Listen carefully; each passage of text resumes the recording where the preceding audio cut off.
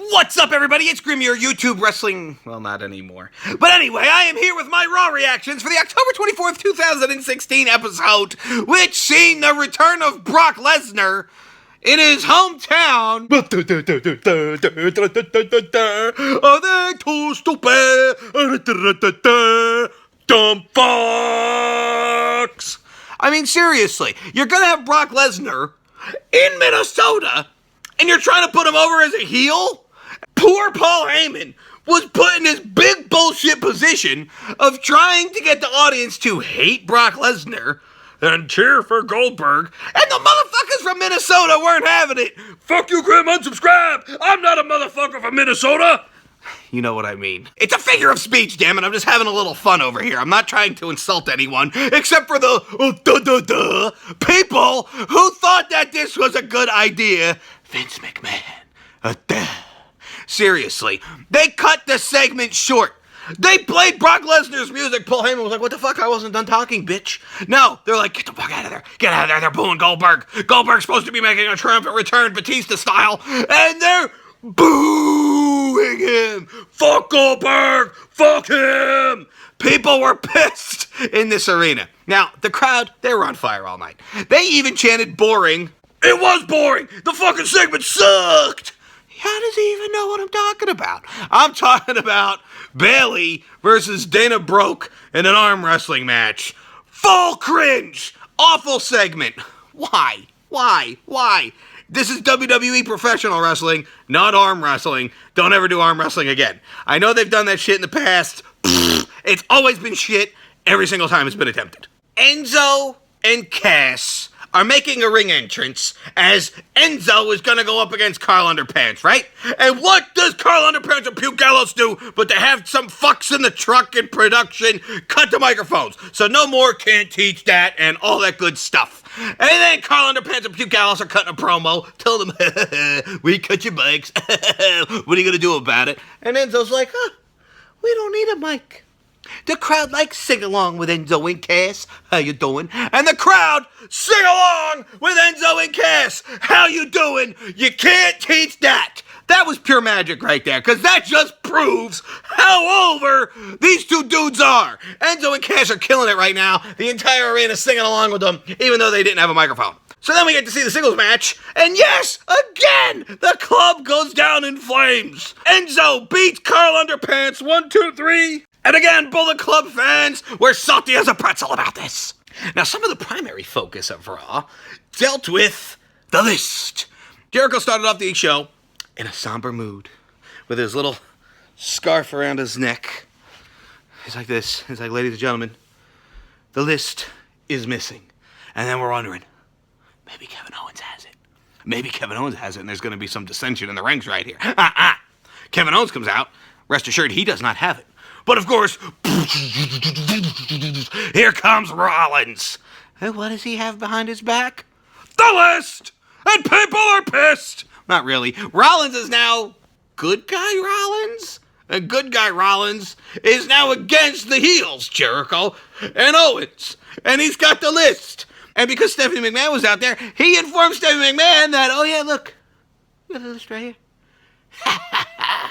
Jericho's got you on the list, Stephanie. Stephanie looks like she's shocked. Why would you be shocked? I think Jericho's put everybody on the list. This motherfucker, this monkey right here, is probably on the list of Jericho because everybody is on the list. That sets up a triple threat for later on in the evening, which was kind of funny because Rollins is trying to get Owens and Jericho to fight each other, but they weren't having it. And then there was a match, and then who's going to win? And then all of a sudden in the end, pretty cool finish as Rollins pins both dudes at the same time. Buried, confirmed. Does that mean that definitely Rollins is gonna lose at Hell in a Cell? I hope so. Kevin Owens cut a pretty cool promo backstage about how both of them are walking into hell, but only one is walking out. In the bullshit nobody cares segment of the evening, once again we got to see the Shining Farts in a matchup against the Golden Truth. Nobody cares that the Golden Truth won this matchup.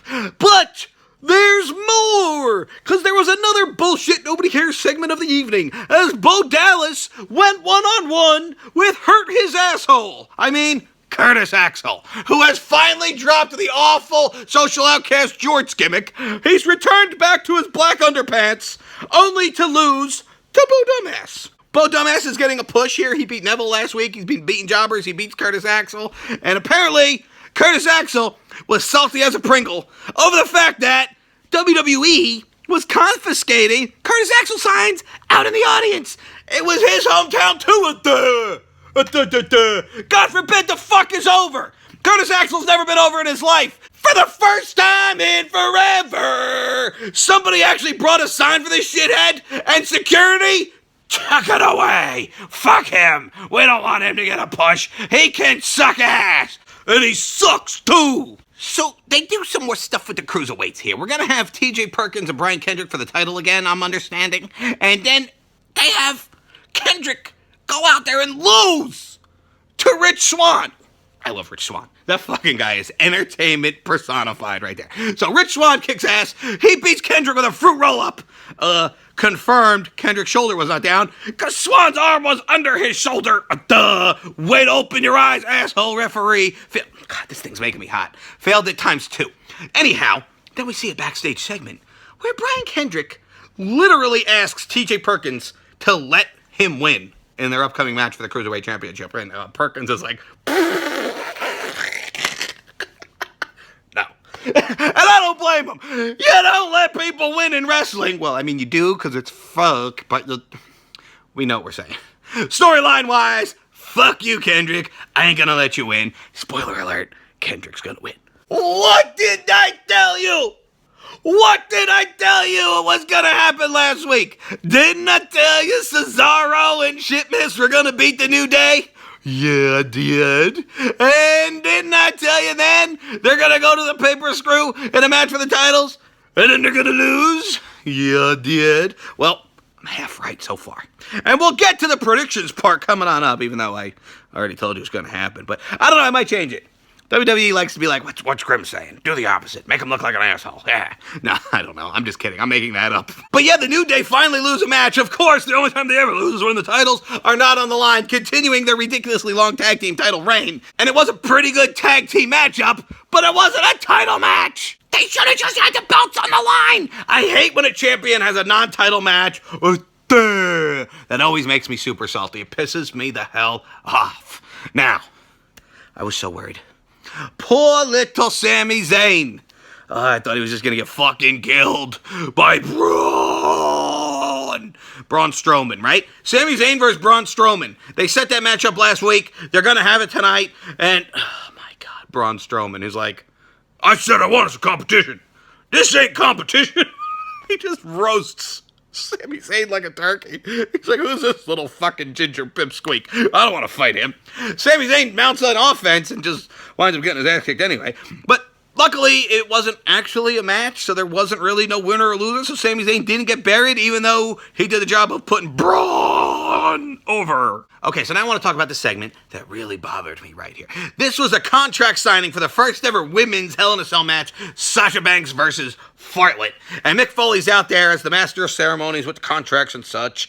Sasha Banks, Fartlek in the ring. And Foley's talking about how, like, 2 weeks ago, the women deserve this opportunity. And then he's like, the Hell in a Cells broke me as a man. I mean, great emotion right here from Foley. But I mean, like, first you kind of talk them into the match. And now it's like talking them out of the match. And they're going to have the match. And then you think they would have some physicality right here.